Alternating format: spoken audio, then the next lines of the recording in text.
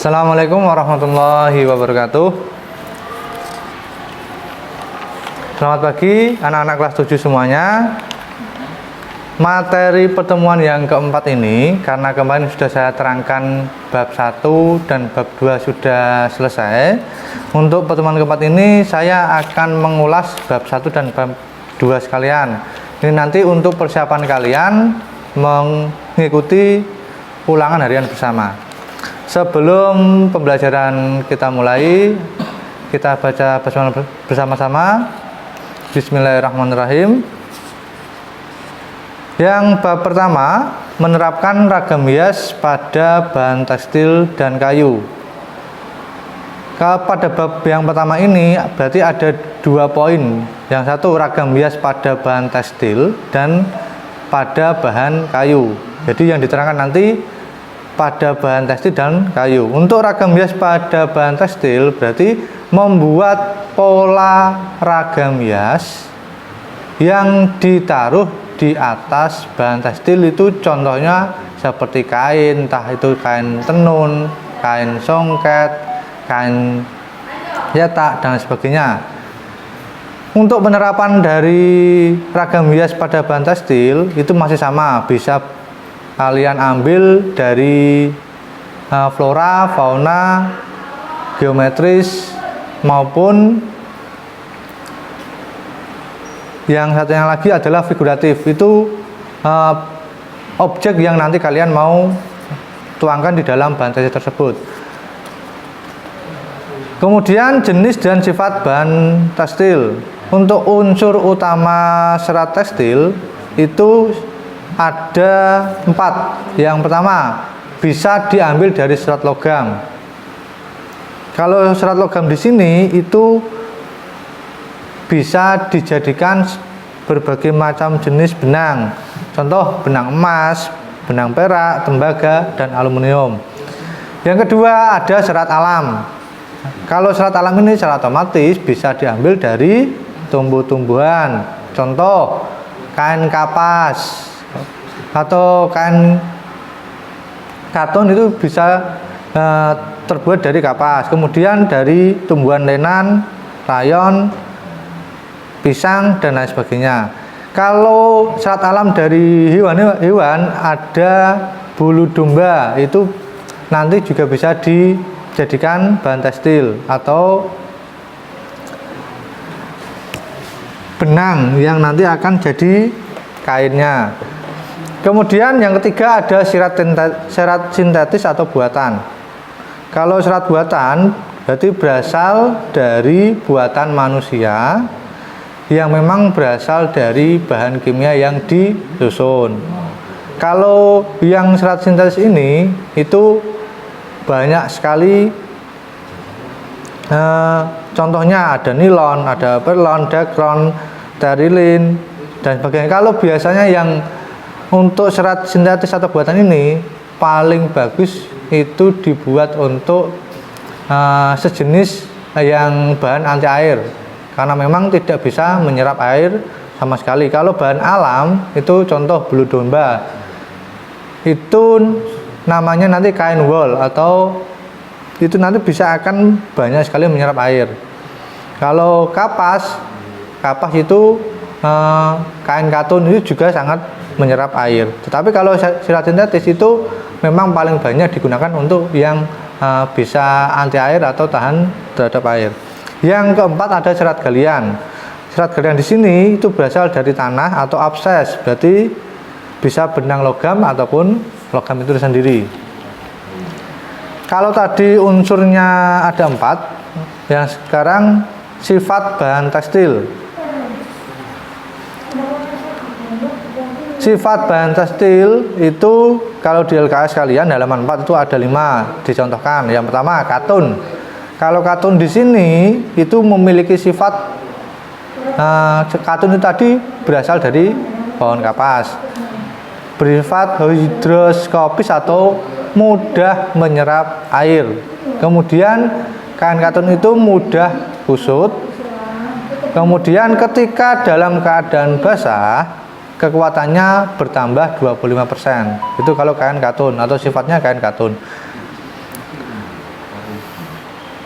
Dan kain katun itu bisa juga disetrika dalam temperatur yang sangat tinggi atau panas yang sangat tinggi. Kemudian yang kedua ada kain wol, berasal dari bulu domba, bersifat tidak mudah kusut karena memang sifatnya itu kenyal. Kemudian dapat mengikat panas. Yang contoh ketiga, kain sutra,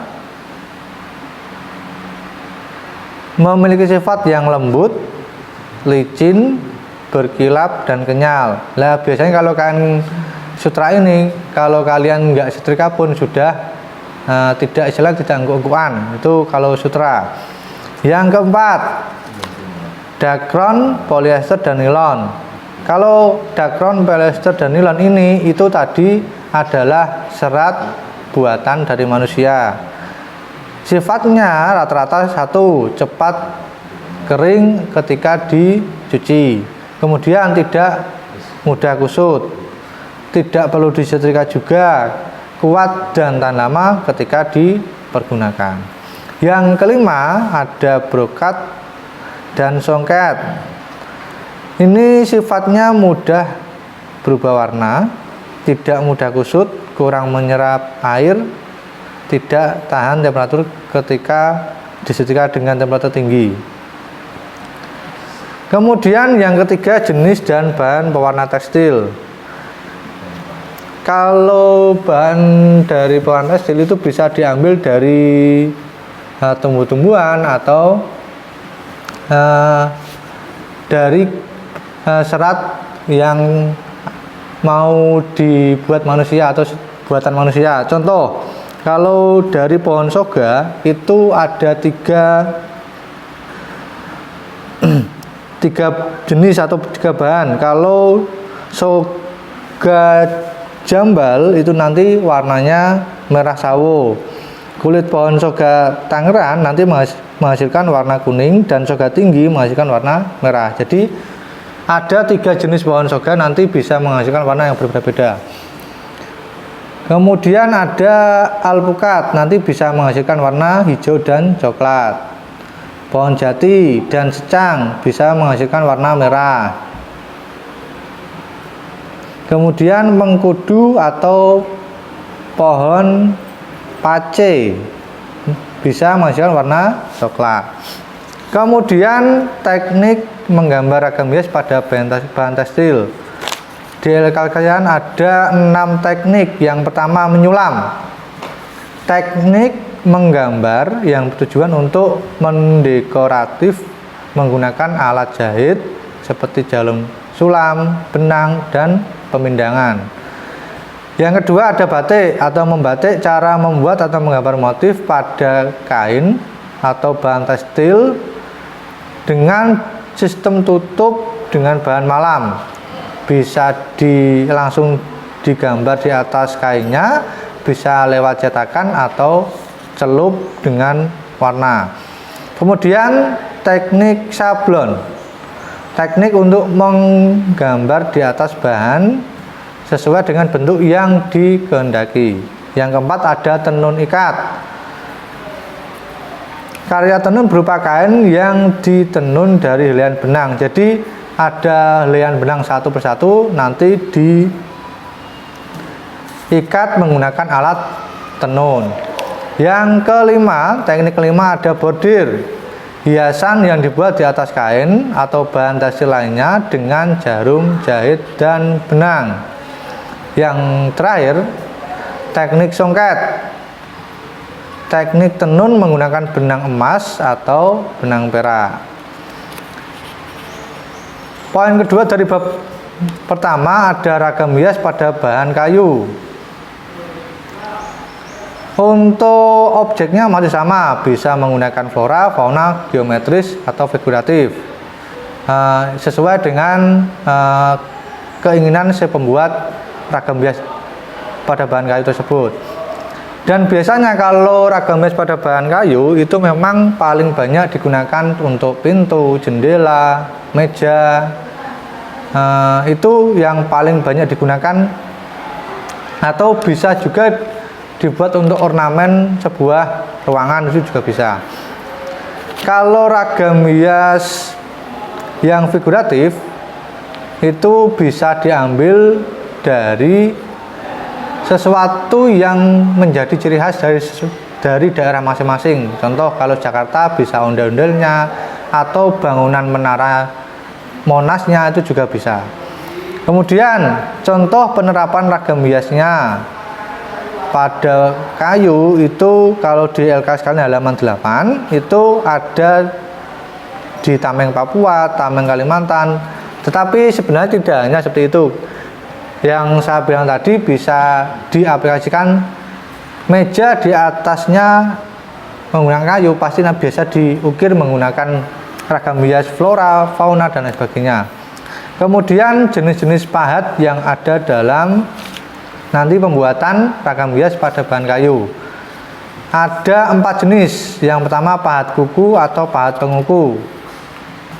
Di sini fungsinya untuk membuat bagian yang lengkung, melingkar, membentuk cembung, dan juga cekung. Yang kedua ada pahat lurus atau pahat penyilat. Digunakan untuk mengerjakan bagian yang lurus, rata, dan membuat siku-siku pada tepian dasar. Yang ketiga pahat lengkung atau setengah bulatan. Fungsinya untuk mengerjakan bagian-bagian cekung yang tidak dapat dikerjakan pada pahat yang pertama tadi, pahat kuku. Yang keempat, pahat miring atau pahat pengot. Digunakan untuk membersihkan pada sudut sela-sela ukiran dan juga merawat bagian-bagian yang perlu dibersihkan. Kemudian bab kedua, bernyanyi dengan lebih satu suara dan memainkan alat musik. Menyanyi dengan lebih dari satu suara atau bisa disebut dengan vokal group adalah kumpulan beberapa penyanyi yang tergabung dan menyanyikan lagu dengan ketinggian suara yang berbeda.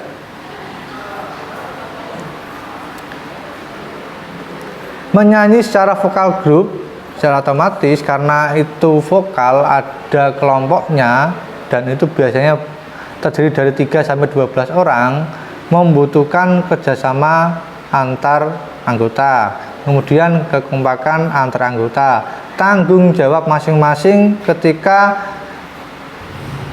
kelompok itu dibagi menjadi 2 atau 3.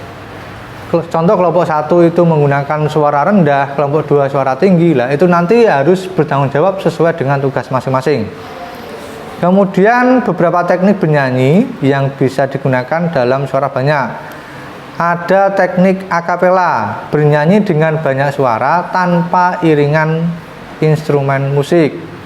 Yang kedua ada nasyid, bersenandung yang berisi pujian kepada Tuhan, kata-kata nasihat, kisah para nabi, dan keterangan yang berkaitan dengan agama Islam lainnya. Yang ketiga ada paduan suara. Kalau paduan suara berarti ini lebih untuk anggotanya lebih dari 12 ke atas. Dan kalau kalian sering lihat ketika upacara ada yang menyanyikan lagu Indonesia Raya ketika pengibaran bendera, itu namanya paduan suara. Yang keempat ada lagu kanon atau teknik kanon yang artinya bernyanyi secara susul menyusul. Jadi ada kelompok, kemudian kelompok tersebut dibagi menjadi 2 atau 3 atau seterusnya juga boleh. Tetapi menyanyi lagunya itu dengan cara susul menyusul. Contoh kelompok pertama menyanyi dengan bait pertama, kelompok kedua jadi meneruskan bait yang kedua. Kemudian latihan vokal. Untuk latihan vokal yang paling dasar adalah kalian latihan dulu pernafasan yang memang cocok digunakan untuk bernyanyi. Kalau pernafasan yang paling cocok untuk digunakan untuk bernyanyi itu adalah pernafasan diafragma, karena ketika menggunakan pernafasan diafragma itu nanti udara yang akan dikeluarkan itu mudah diatur. Kemudian tenaga yang dikeluarkan juga akan lebih sedikit dan bisa membuat stabil vokal dari seorang penyanyi. Kemudian yang keempat, latihan grup vokal. Ada latihan lagu 2 suara, ada latihan lagu 3 suara. Latihan lagu 2 suara berarti satu kelompok tersebut, ada kelompok dibagi menjadi 2, kemudian kelompok tersebut dibuat kelompok pertama suara 1, kelompok 2 suara 2. Kalau 3 suara berarti lebih dari itu. Yang B, memainkan alat musik campuran. Kalau memainkan alat musik campuran yang disebut ensemble itu instrumen musik atau bermain instrumen musik dalam kelompok kecil. Kalau orkestra itu dalam kelompok besar. Kalau jumlah antara yang ensemble itu bisa antara 3 sampai 15. Kalau orkestra bisa lebih dari 15 sampai puluhan juga bisa. Kemudian dalam menampilkan musik ensemble itu ada 3 namanya musik atau aliran musik. Ada ritmis, melodis, dan juga harmonis. Itu nanti tugasnya berbeda-beda. Kalau alat musik ritmis itu untuk mengatur irama dan mengiringi lagu, melodi lagu.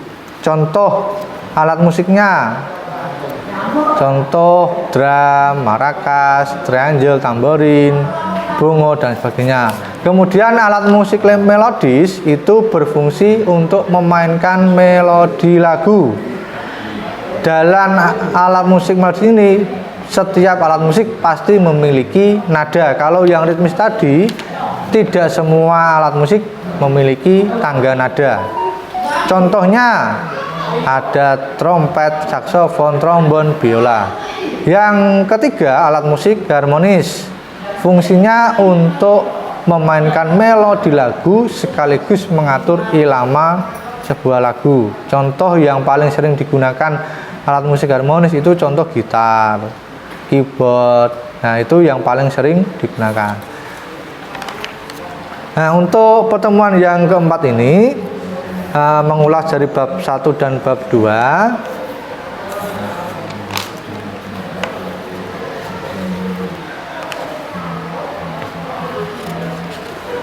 Saya cuma sekian, tetapi seperti biasanya kalian mengerjakan soal, saya kasih tahu halaman 28 1 sampai 5.